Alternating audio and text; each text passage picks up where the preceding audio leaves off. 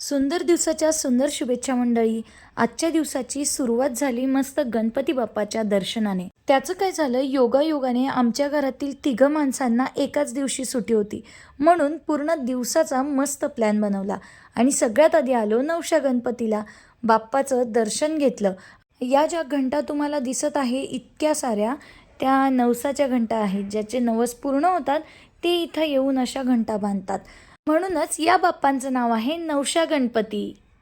बाप्पाचं दर्शन घेतलं आणि मंदिराच्या आवारातच आम्ही थोडा वेळ बसलो आणि इथं बसून जो येत होता हातात प्रसाद ठेवून जात होतो. खूप निसर्गरम्य हे वातावरण आहे. श्वानही इथे किती शांततेत झोपलंय बघा तुम्ही. मंदिरात थोडा वेळ बसून मग आम्ही निघालो पुढच्या मंदिरात जायला. मंदिरातला प्रसाद खाऊन बघा किती थकले होते हे लोक. आणि मग आम्ही आलो सोमेश्वरला. सोमेश्वर मंदिराचा तर परिसर इतका मोठा आहे आणि तिथं भरपूर मंदिरं आहे. सगळ्यात आधी आम्ही गेलो श्रीराम आणि जानकी मातेच्या मंदिरात. बघा किती सुंदर मूर्त्या आहेत. इतक्या महिन्यांपासून नाशिकमध्ये आली होती, पण या मंदिरात पहिल्यांदाच आली.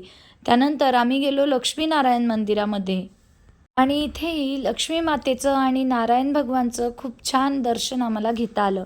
त्यानंतर आम्ही गेलो सोमेश्वर महादेव मंदिरात. महादेवाचा गाभारा जरा खालच्या बाजूने आहे आणि महादेव मंदिरात जाऊन तर इतकं छान वाटलं. खरं तर मला व्हिडिओ रेकॉर्डिंग करायची नव्हती, पण असे बरेच लोक आहेत ज्यांना या गोष्टी बघायच्या असतील, म्हणून त्यांच्यासाठी मी हा व्हिडिओ रेकॉर्ड केला. त्या सोमेश्वर महादेव मंदिरामागेही काही ना काही कहाणी नक्कीच असेल. त्याची माहिती काढून मी एकदा डिटेलमध्ये व्हिडिओ नक्कीच बनवेल. महादेवाचं दर्शन घेतल्यानंतर आम्ही आलो इथे. थोड्या वेळ नदीकाठी बसलो आणि मग आम्ही गेलो आमच्या पुढच्या स्टॉपला. देवदर्शन झाल्यानंतर आम्हाला पोटपूजेची आठवण आली. सगळ्यांना कडाक्याची भूक लागलेली होती आणि आज तर बाहेरच खाण्याचा प्लॅन होता आणि हेही ठरलं होतं की काय खायचं.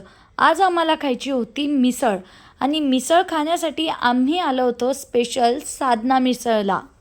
इथं आल्यानंतर माझ्या कानाने सगळ्यात आधी त्याच्या कामाची वस्तू बघितली आणि तो आणि त्याची आजी मस्तपैकी मजा करायला लागले. साधना मिसळला लहान मुलांसाठी खूप साऱ्या ॲक्टिव्हिटीज आहे, त्यामुळे लहान मुलं इथे येण्यासाठी जास्त अट्रॅक्ट होता. आणि मग खेळून वगैरे झाल्यावर आम्ही आलो इथे मिसळ खायला. इथेही असे मिलिटरीसारखे नियम होते. सगळे फॅमिली मेंबर आल्याशिवाय ते आत जाऊ देत नव्हते. खूप स्वादिष्ट मिसळ खाल्ली, मस्त फोटोज काढले, एन्जॉय केला आणि असा घालवला सुट्टीचा दिवस. हा व्लॉग इथेच संपवते. भेटूया पुढच्या व्लॉगमध्ये. राधे राधे.